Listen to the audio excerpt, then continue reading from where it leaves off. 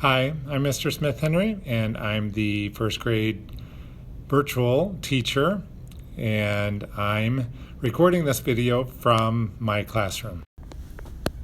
Thought it'd be interesting to show you a little bit about how I have my classroom set up. This is all of the materials. I have this big long desk here where I keep everything. I have this dock camera that I put my camera on and the iPad on, and I'm able to project it onto the screen. I have my laptop, and I also have this old trusty iMac just so I have a little bit more space.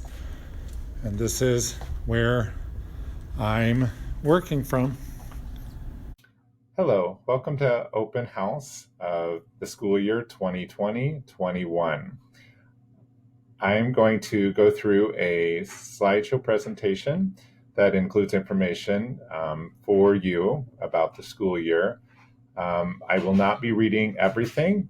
Since this is a video format, you are certainly welcome to pause the slide or the video and read more information in the slide. I'm just going to be highlighting certain areas that I think are very important for you to see. So let's go ahead and through.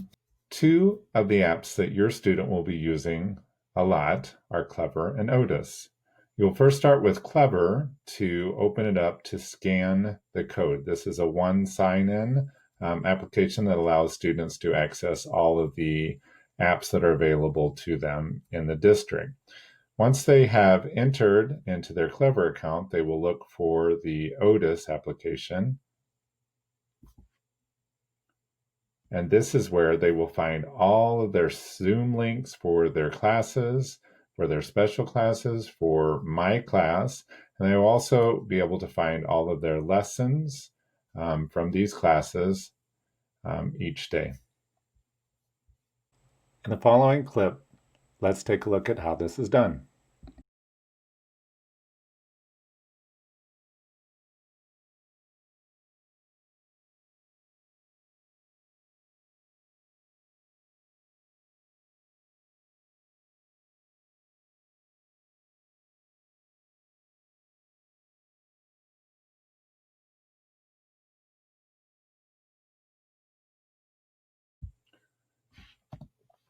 Next, I wanted to spend a little bit of time talking about expectations that I have for parents and for students in virtual learning.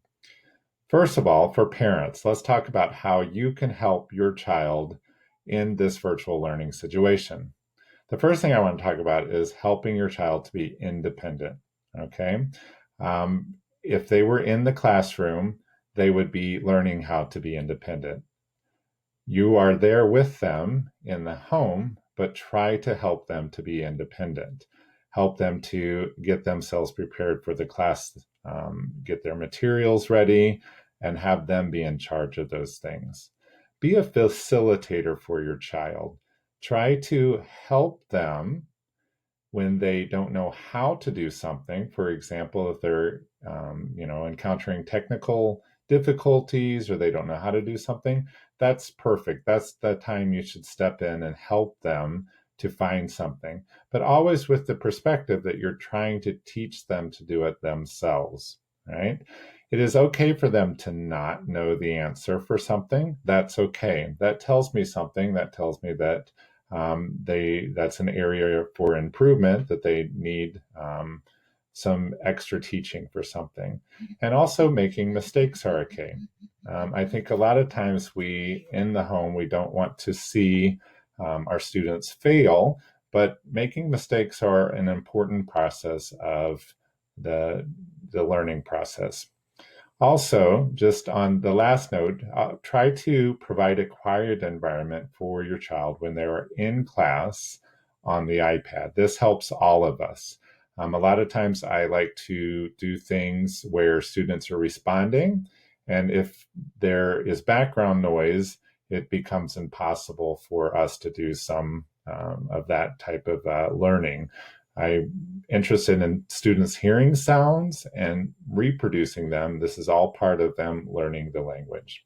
Expectations for students in virtual learning is that they're present when they are on the iPad. They should be sitting down, and they should have the iPad sitting as well. They should not be holding it while they're sitting, because it creates a lot of movement. We talk a lot about students being ready to learn, and that's the third one. And students, are listening with their, ears, they're looking with their eyes, and they're working with their bodies still. Okay.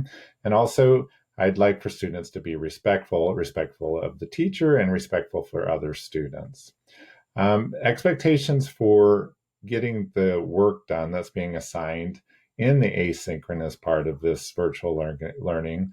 I want to make sure that we're aware that we have a model of 20-20-20 for ELA, SLA, and math. That's the expectations for how long students should be working on those assignments. 30 minutes for science and social studies. If students do not get done with work during that time, that's fine. That can, as long as they are trying to complete the work or get it done.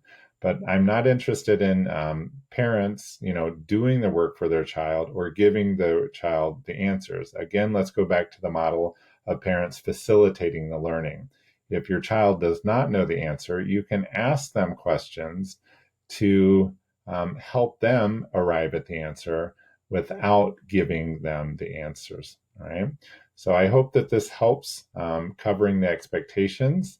Again, if you ever have any doubts, you can communicate with me via Seesaw. First of all, if you'd like to get in touch with me, you can get a hold of me through phone, through the school phone. You can email me, but you could also send me a message through Seesaw, which is probably the easiest because since we're working with Seesaw, I'm always on it. Also, we send out monthly team news, and I will also be communicating with you through Seesaw on a frequent basis. If you've already seen, I send out lots of family information. You will see those there. For absences, you need to call the school. You can you need to email me and also the nurse and give the reason for the absence. The phone number is there. We have a seamless meal program at Oak Terrace. All students can request a breakfast and a lunch.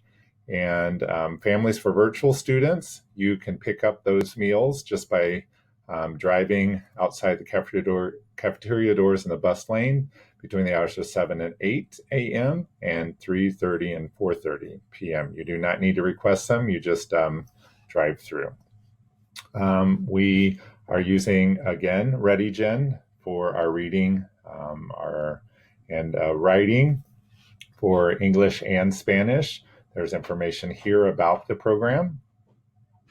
We also use Bridges for our math instruction, and you can see all of the features of the program here. We're using this year a new program called Amplify, and it is our science program, and it is based in phenomena. We continue to use our positive behavioral interventions and supports program to create a positive school environment. And there are 3 expectations for the school, and many of you are familiar with this, is that we are safe, we're respectful, and we're ready to learn. And this applies to our online learning environment as well. We have asynchronous instruction that is offered through Otis by teachers, your classroom teachers, hence me, your music teachers, gym teachers, library, and art teachers, and all of those can be found on Otis.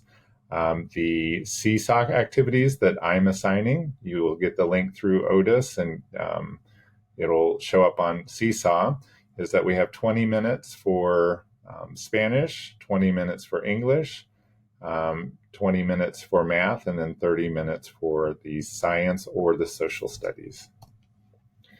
Here are the CAPE emails. This is for the specials. We have PE, music, art, and library. So if you need to get in touch with them, there are their email addresses. We also use calm classroom techniques, and you'll see those being used sometimes during breaks during our online learning sessions. Here are conferences that are coming up, so please take a note of them, and um, there will be a communication about how you can sign up for them later on, but this is the date.